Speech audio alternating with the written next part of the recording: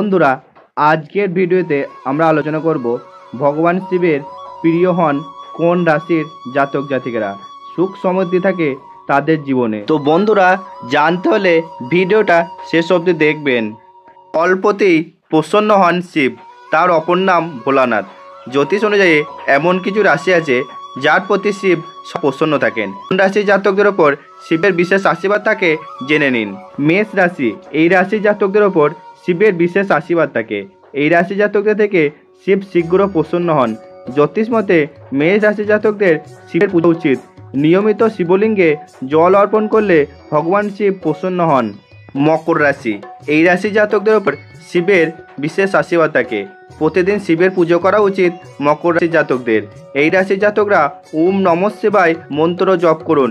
শিবের আশীর্বাদে এই রাশির জাতকরা সমস্ত কাজে সাফল্য অর্জন করবেন। কুম্ভ রাশি, শিব কুম্ভ রাশি জাতকদের প্রতি প্রসন্ন থাকেন। শিবলিঙ্গে জল অর্পণ করা উচিত এই রাশির জাতকদের। ক্ষমতা অনুযায়ী দান করা উচিত এই রাশির জাতকদের। দান করলে দ্বিগুণ ফল লাভ করতে পারবে কুম্ভ জাতকরা।